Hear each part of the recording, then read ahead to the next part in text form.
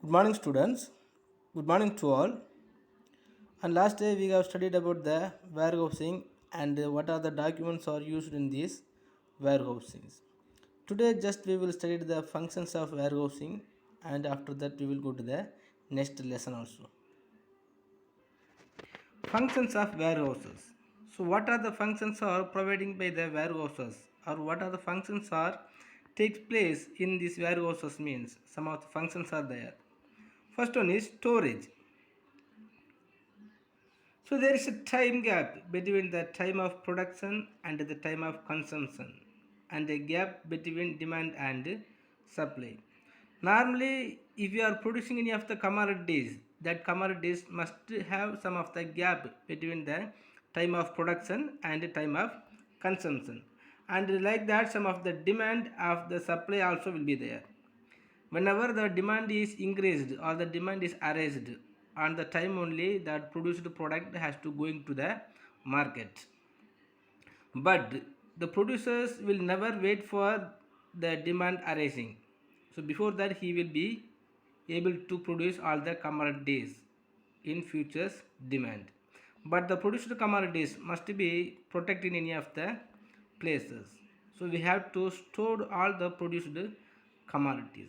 So one of the storage purposes is must be needed to protecting all the commodities. So the functions also the warehouses are providing the storage functions.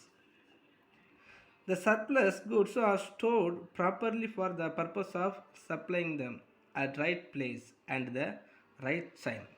So we must increasing the supply of commodities whenever the demand is arised.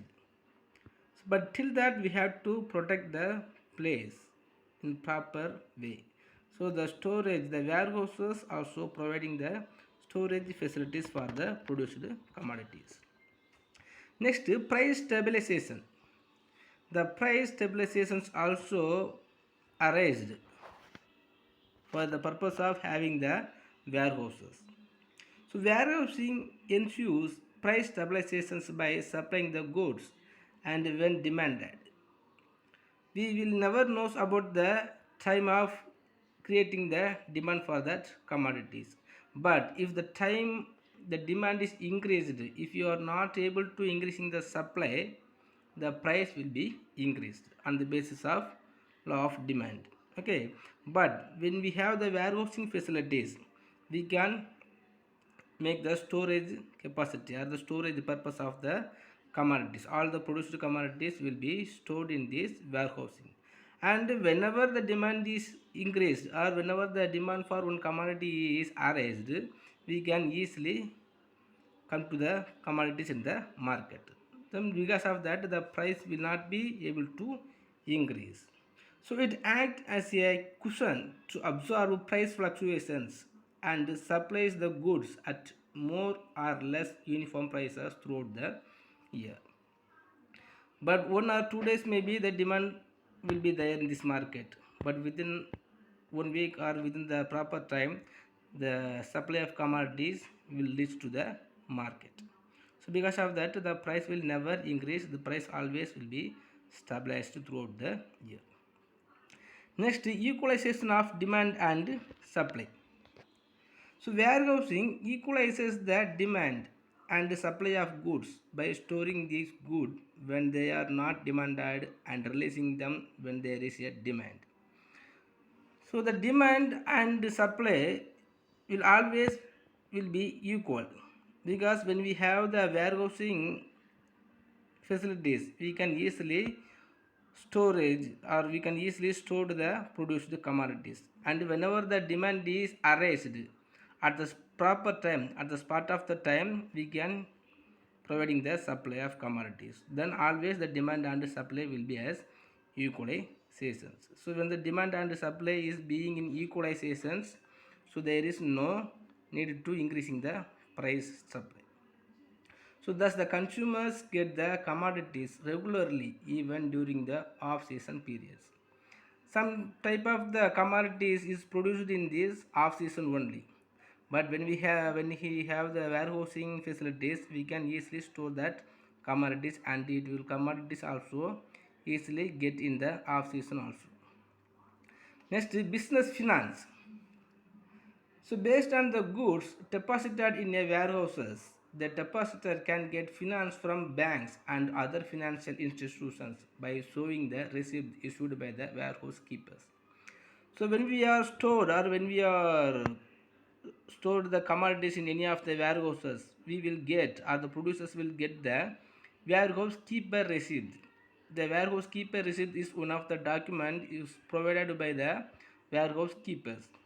By issuing or by showing this warehouse keeper receipt, we can easily get the financial facilities from any of the financial organizations, maybe in the commercial banks or the agricultural bank or the cooperative bank. In any of the bank, we can get the finance facilities by having the warehouse keeper receipt.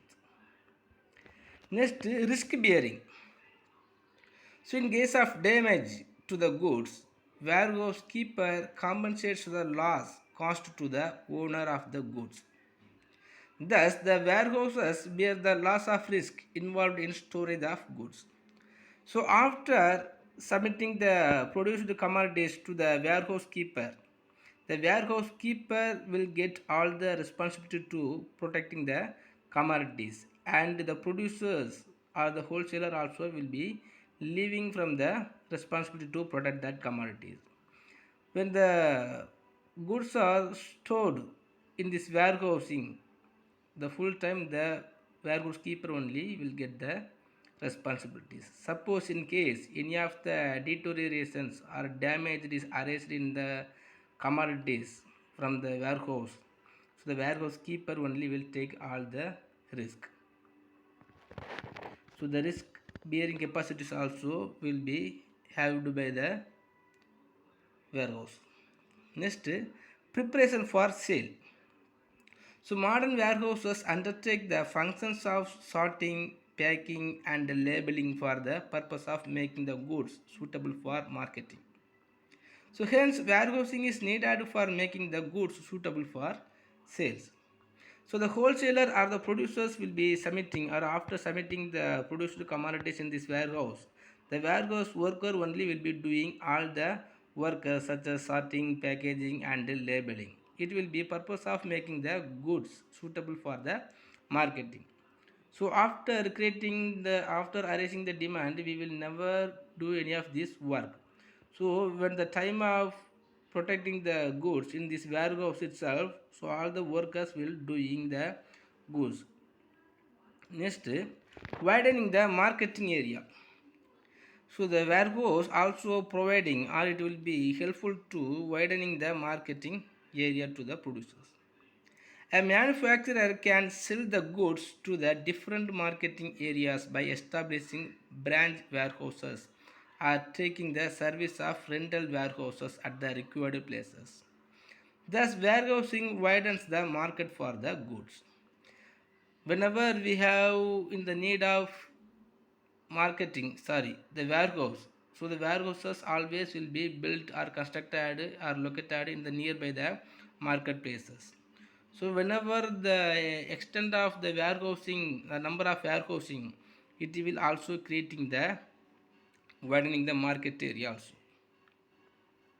Next, value added services. So warehouses also provide certain value added services such as in transit mixing, grading, packaging and labeling.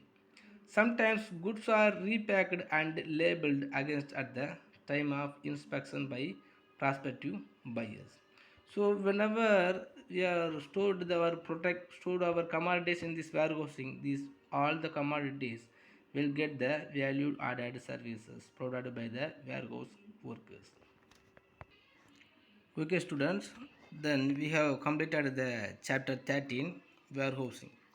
Now we will go to the chapter 14 transportations.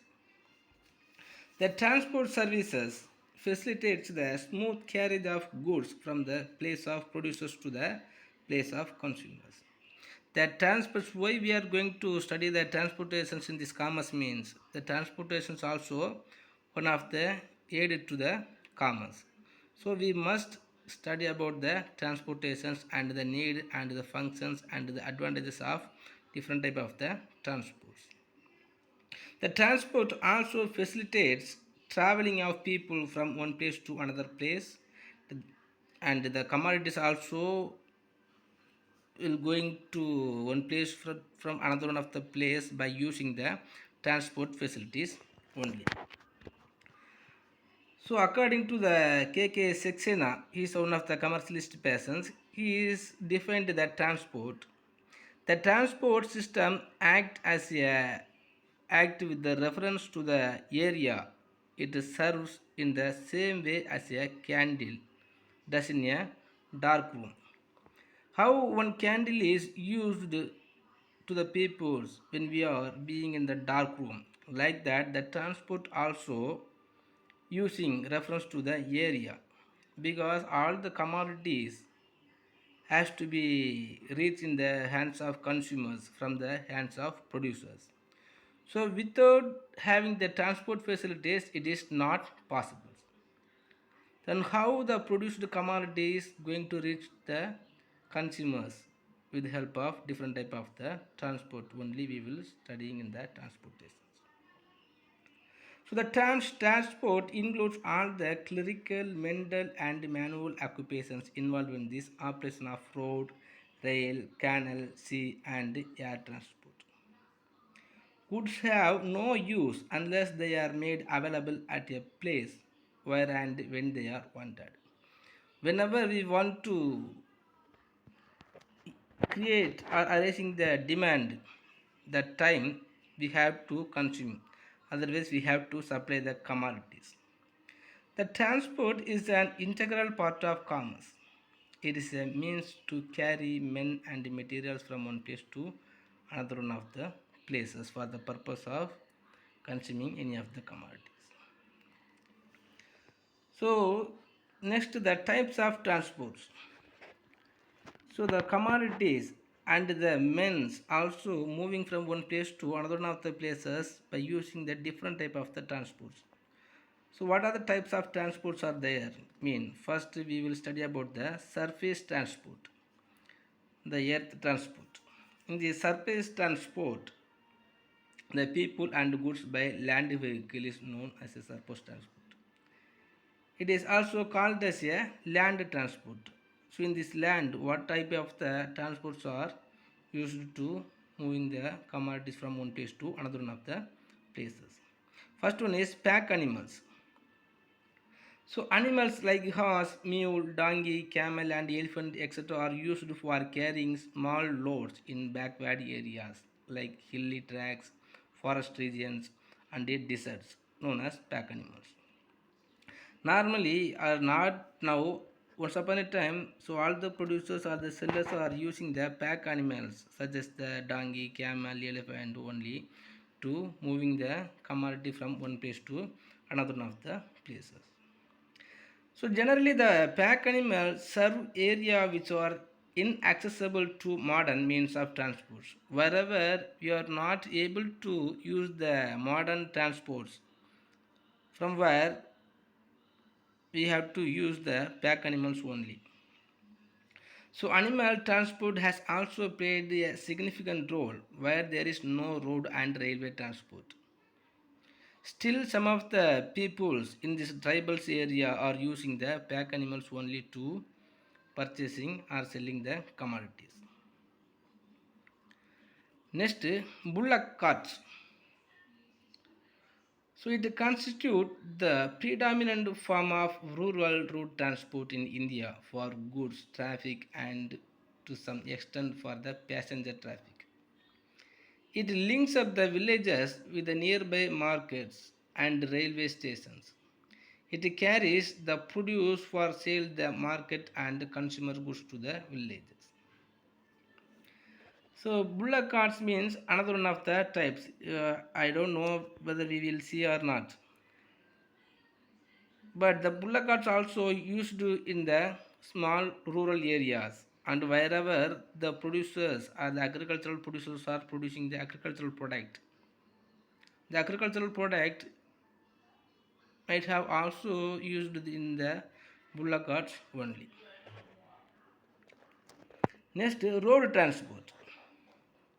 The road transport is one of the most promising and potent means suitable for the short and medium distance. It provides the basic infrastructure for bringing the majority of the people who are living in far off villages into the mainstream of nations, like by connecting them to the different places. Normally, all the producers and wholesalers are using the road transports only. Wherever the peoples are using their own vehicles, and the wholesalers also, those who wholesalers are using their own vehicles, they will using the road transports. If offers The road transport offers a number of advantages such as flexibility, reliability, speed, and door-to-door services, besides the supplementing and increasing the efficiency of other modes of transport. So when we are comparing to the other type of the transport, pack animals and bullock carts, the road transports also offering the many advantages. Next, motor lorries and buses. From the dawn of civilizations, the people have been endeavoring to form roads and use wheeled vehicles to facilitate the transport of men and materials. The credit of revolutionizing the road transport, of introducing the elements of speed and greater carrying capacity into the system, goes to motor lorries and buses. Now all the large scale industries or the large scale producers also using the motor lorries and the buses only to carry their product from one place to another one of the places. Next, tramways. So it made their appearance in the 19th century as a form of transport suitable for big cities. Tramways were initially horse drawn, later steam powered, and now electrically operated. So this is also one type of or the pioneer form of the railway transports. Next, railway transports. The invention of steam engine by James Watt revolutionized the model of transport all over the world. The railway as a mode of transport is the most organized transport undertaking all over the world. The railways are the cheapest and the quickest means of transport for carrying heavy goods over long distance. If the producers want to transferring the heavy vehicle goods or the heavy goods, the railway transport only is the suitable to transferring the good from one place to another one of the places. But when we are using the railway transport, we have to take some of the advantages and some of the disadvantages also. But railways are well suited for carrying heavy and bulky goods over long distance. But if there is any of the deteriorations or any of the damages or arrest in these goods, we will never claim any of the money from the producers. And it can provide long distance travel throughout the day and night with unbroken services. Next, it can provide better production and safety to the goods than the motor transports. And it has regular schedule of timing and it is available throughout the year. But at the same time, some of the disadvantages also is there. So the railway rates are relatively higher than the motor transport for transporting light vehicle articles. But even though the light vehicle goods also have to transferring from one place to another one of the places, but when we are comparing to the cost of vehicle, the cost of goods may be very low. Next, it is inflexible as it is operated to the particular track which cannot deviate from the set routes. We have to arrange another one of the goods to transferring the goods from the railway to market. Next, in rural areas, it cannot offer adequate traffic because of uneconomical operating cost. So the rural people will never get the advantages of the railway transports. And if railways are not fully utilized, and if wagons or coaches are to half empty to its capacity, a heavy financial burden will be cast on the railway. But if any of the producers are using the full rail, the railway department will get the profit. But normally all the people, all the producers will never use the railway for their transports. Next, services of transport to the business. How the transports providing the services to improving the business. So the growth and development in the means of transport over the past 200 years have produced significant economic effects. It has revealed how important are the services of transport. First, if you are taking the services, it increases the efficiency of productions. How transport will increasing the efficiency of production means the object of production is consumption. So without consumptions, the producers will not having the need of producing the commodity. But effective transport system creates the time and place utility and thereby influences the demand for goods and the value of goods. Thus, transport makes the production efficient and purposeful. So, by using the transport only, the produced commodity is going to reach in the hands of the consumer. So, after consuming the produced commodity only, there will be the possible will be created to the next production. So, the increase the efficiency of production is provided by the transportations only. Next, variety consumer goods. It is It stimulates the wants by increasing the quantity and variety consumer goods. So the transport helps in getting commodities which cannot be had or produced in a region due to unsuitable natural conditions. So without adequate and effective transport, goods cannot be had either in the quantities or varieties required in the complex economy.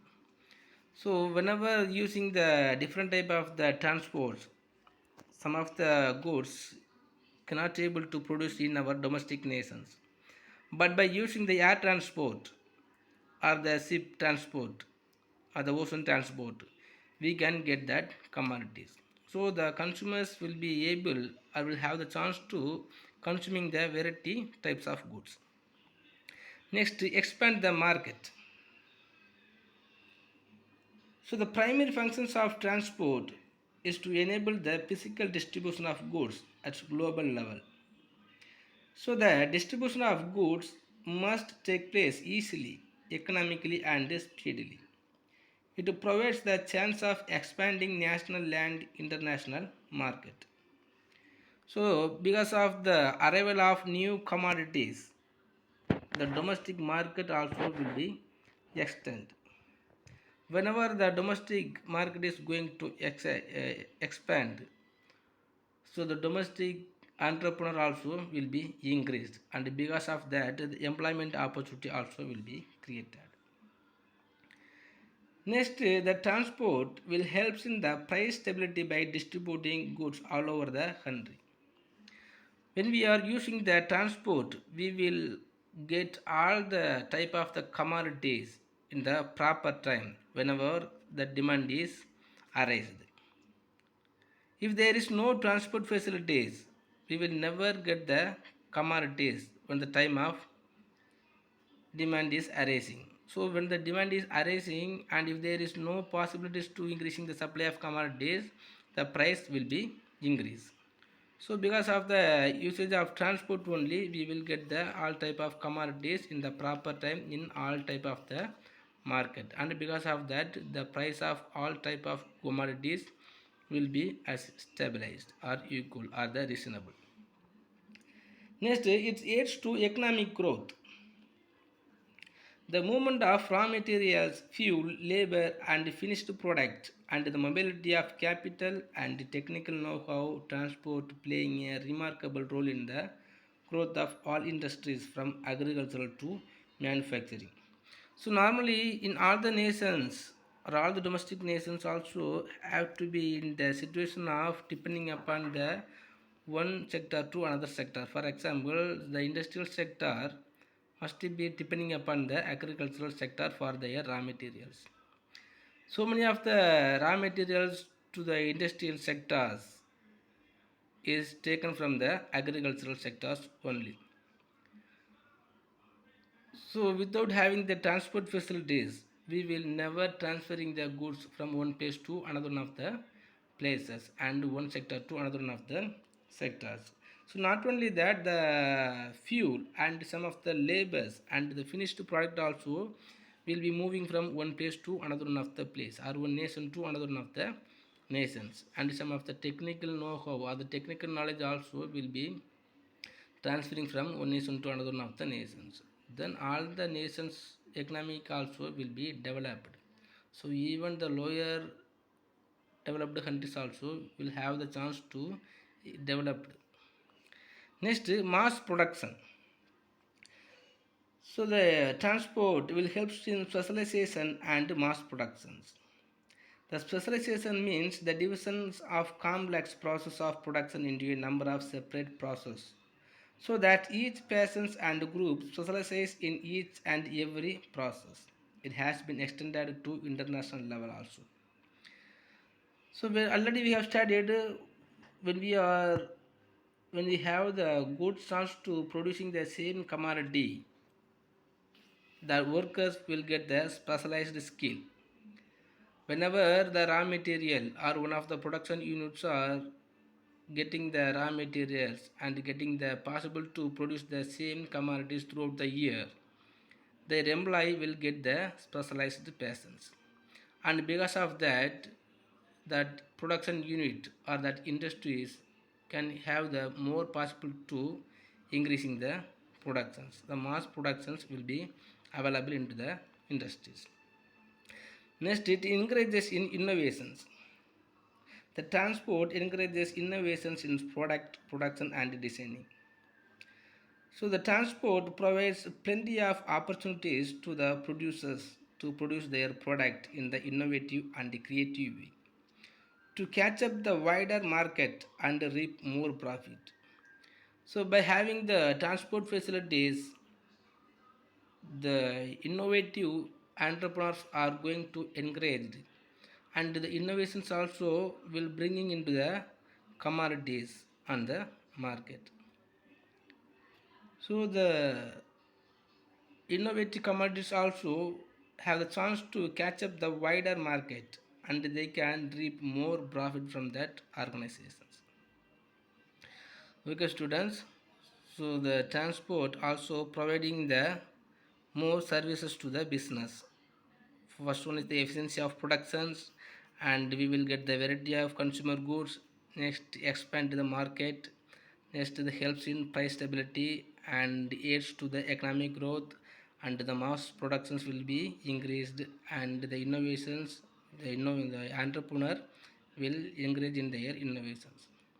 Okay students, if you have any doubt, please ask me, and just to take the services of transport to business as your study portions. Thank you.